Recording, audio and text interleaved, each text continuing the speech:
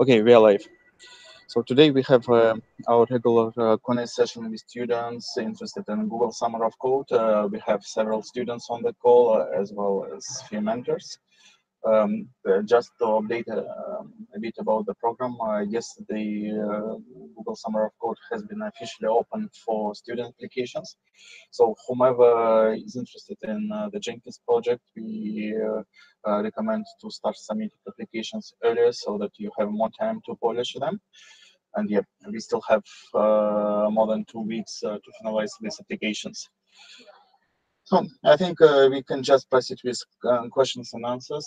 As we discussed before, we will limit every question to 5 minutes, and we will be rotating between students after the questions so that we use the time more efficiently. And yeah, this is the plan for today. So if you have any questions, we can start from them. Hi. Yeah. I had a question. I had already submitted my proposal.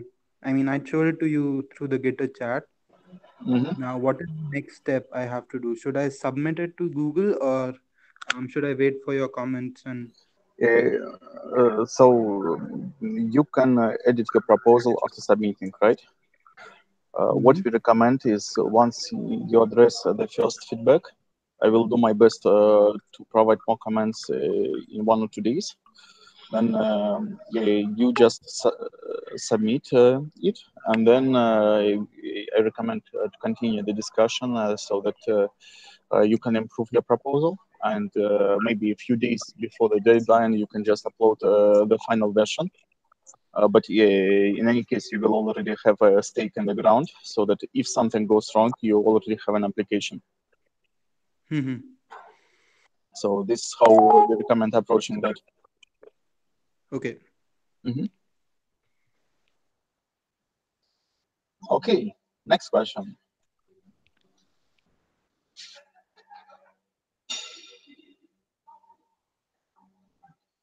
Yeah, sorry for the background noise. Yeah, we have a conference today, so yeah, the menu looks like that, and there are some test drives. So yeah, sometimes you may hear a noise because there are cars passing nearby. Okay, any other questions about the application process, about your projects, whatever?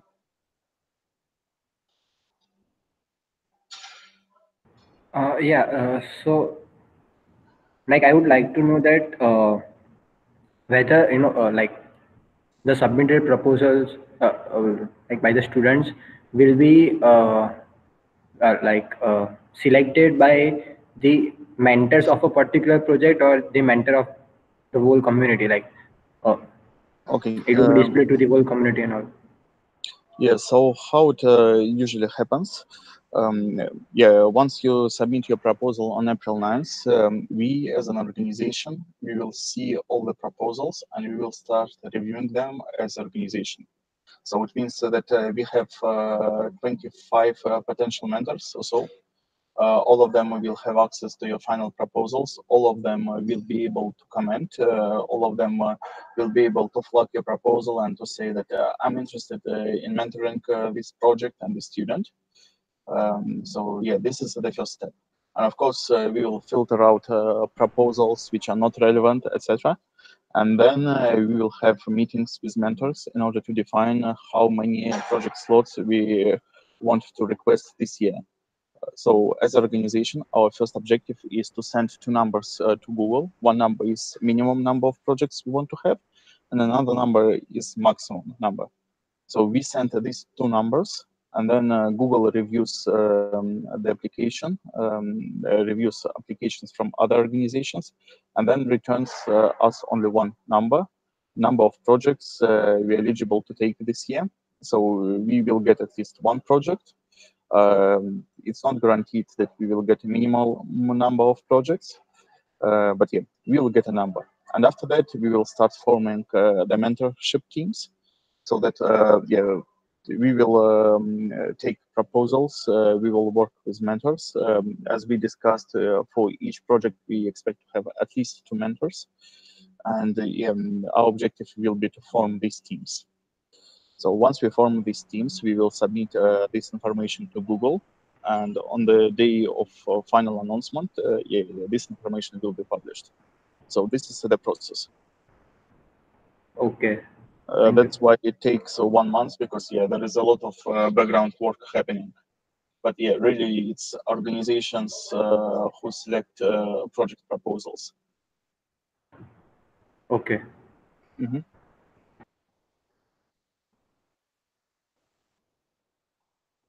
Okay.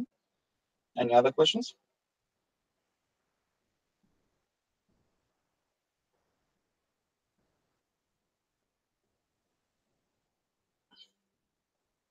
Yeah, so if there is no questions, we can just close down this meeting earlier. Yeah, we will need to send another announcement about these meetings, because yeah, we noticed that there are many students who joined the mailing list, etc. So we need to resend the message in order to get more traction. But yeah, we still have a few weeks to finish all the applications. Uh, okay. If there is no other questions from students, just in case, are there any questions from mentors?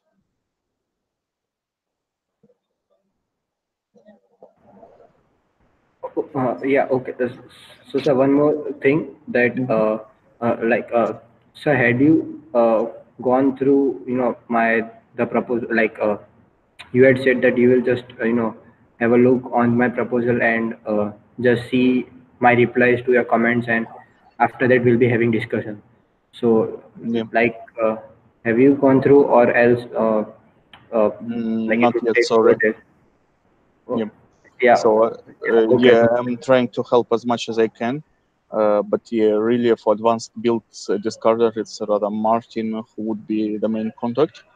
So in Yeah, my yes, case, yeah, I'll do my best to review this proposal. But I'm not sure whether I'm listed as a potential mentor there. Maybe. Uh, yeah, I'll try to review that. But yeah, everybody of us has limited bandwidth, so sometimes the review may be delayed. That's why we yes. recommend to start early, because yeah, we don't have 24 hours per day. I wish we had 1 hour per day sometimes, but yeah, this is how it works. Uh, yeah, okay. So, like, my only request is that, like, I have replied to your comments for a particular section which you had given, like, uh, Mhm. you have already reviewed my proposal for once, and like, you have commented a few points. So, like, I have replied that. So, like, my request is only to, just have a look on, I my got it. answer to that comment. Yeah, I'll do my best to review it. Yeah, okay, so thank you. Yeah, thank you, and thanks for reminding, because yeah, sometimes yeah, have a list of action items to do, but yeah, this list continuously grows, and yeah, sometimes I have difficulties with cleaning them up. Okay, I will review that. Okay, thank you. Okay. Any other questions? Parichaya, you were silent today. Yeah, actually, I don't have anything specific to the project. I just wanted to ask about the Blue Ocean container.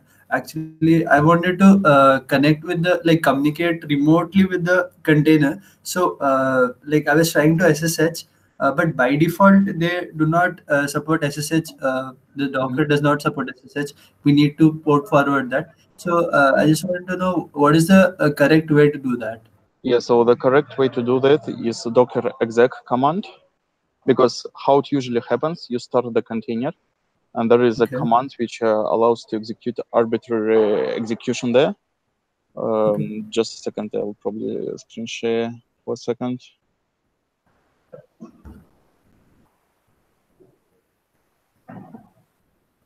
Okay, do you see my screen? Yeah. Okay. So what you need to do is something like that. Docker exec minus I, because you need interactive mode. Let's see whether there is a sample. Yeah. So I believe yeah. So this is actually what you want. What you want. So you can just at run docker exec -I -t, and then you can run command, for example, bash, and then you get CLI running inside the container. So it can be an option for you. Okay, yeah, I did that. Actually, what I saw is like on the internet, like on Stack Overflow and other blogs, people suggested that we shouldn't like run a SSH server on Docker. Yeah, but it doesn't use SSH server. So it uses Docker CLI in order to connect to the container. I can probably show it to you. That is fine.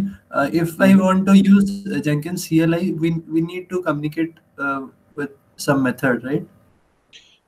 If you want to use Jenkins CLI doesn't require SSH.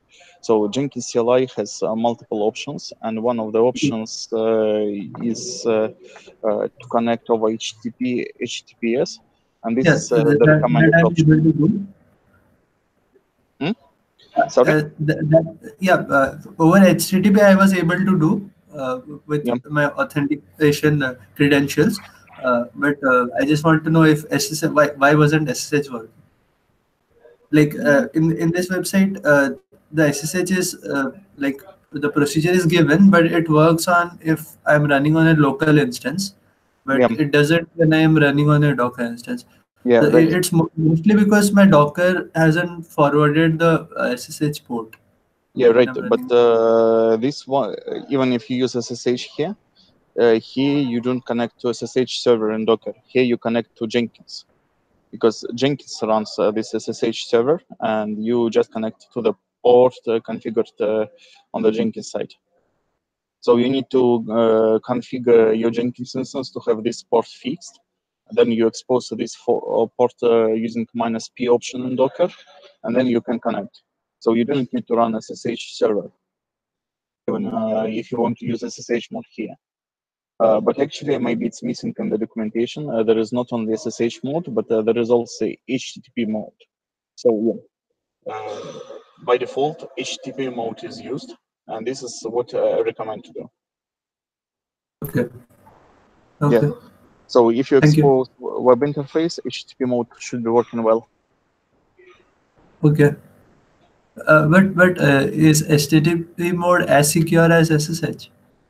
Well, if you use HTTPS, yes. If you use HTTP, of course, no. Okay. So HTTP mode just means that well, it's over HTTP endpoint. But here you may see that the example actually, okay, this example is actually for yeah. So this command goes to HTTPS, and Jenkins can operate in HTTPS easily. Okay.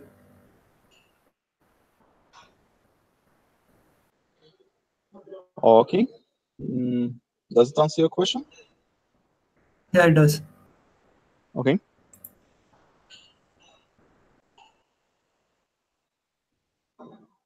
So, anything else for today?